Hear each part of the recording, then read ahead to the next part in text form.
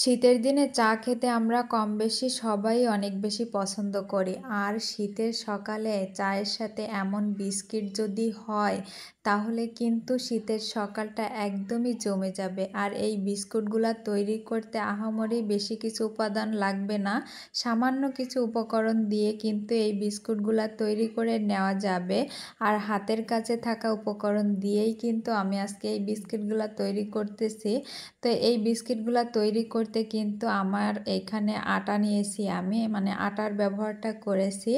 তো আসসালামু আলাইকুম এভরিওয়ান, ওয়েলকাম টু হুমায়রাস লাইফস্টাইল। আজকে খুবই সহজে শীতের দিনের জন্য বিস্কুট তৈরি করে দেখাবো, খুব সহজেই।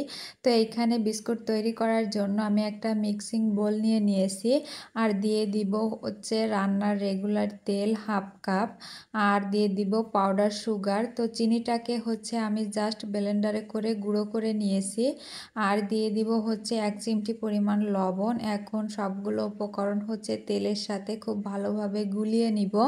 তো এইখানে আপনারা চাইলে হচ্ছে ঘি দিয়ে এই বিস্কুটগুলো তৈরি করতে পারেন। তো আমি যেহেতু ঘরে থাকা উপকরণ দিয়ে তৈরি করতেছি, এই জন্য আমি ঘিটা আর ব্যবহার করলাম না।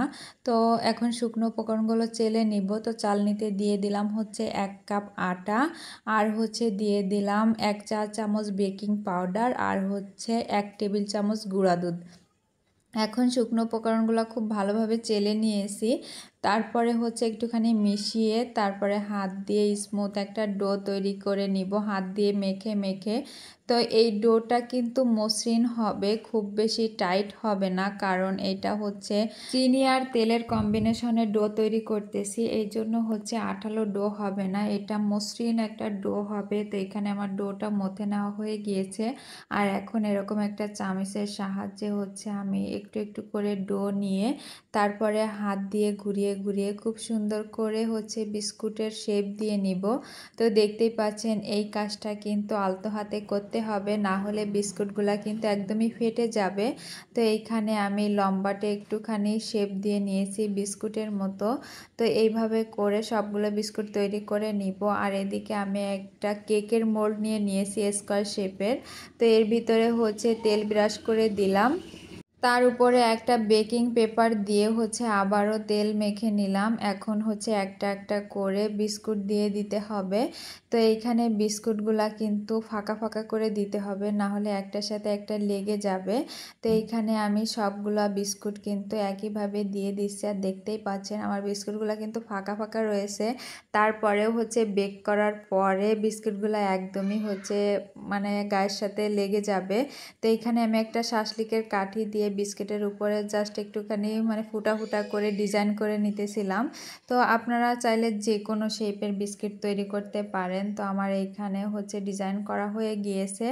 আর এখন চুলায় প্রিহিট করে একটা হচ্ছে পাতিল বসিয়ে দিয়েছি, আর তার ভিতরে দিয়ে দিলাম বিস্কিটের ট্রে। এখন হচ্ছে ঢাকনা দিয়ে ঢেকে তারপরে ঢাকনার যদি এরকম ছিদ্র থাকে তাহলে বন্ধ করে দিতে হবে। তো আমি ঢাকনা দিয়ে 15 মিনিটের মতো বেক করে নিয়েছি লো টু মিডিয়ামের মধ্যে। আর দেখতেই পাচ্ছেন বিস্কিটগুলো কিন্তু আমার একটার সাথে একটা লেগে গিয়েছে, ফাঁকা করে দিয়েছি তারপরেও হচ্ছে লেগে গিয়েছে। তো আমার সহজ এবং ইউনিক রেসিপি আপনাদের কাছে কেমন লাগে সবাই অবশ্যই কমেন্টস করে জানাবেন। আর দেখেন আমার বিস্কুটের মানে পিছন সাইডটাও কত সুন্দরভাবে কুক হয়ে গিয়েছে, একদমই পুড়ে যায়নি। আর মুখে দেওয়ার সাথে সাথে একদমই মিলিয়ে যাবে, চায়ের সাথে খেতে জাস্ট অসাধারণ লাগবে। মানে একদমই বুঝতেই পারবে না যে এটা বাড়িতে তৈরি করা নাকি বেকারি থেকে কিনে আনা। তো আমার সহজ রেসিপি ভালো লাগলে আমার পেজটা প্লিজ ফলো দিয়ে রাখবেন। আজকের মতো এখানেই বিদায় নিচ্ছি, আল্লাহ হাফেজ।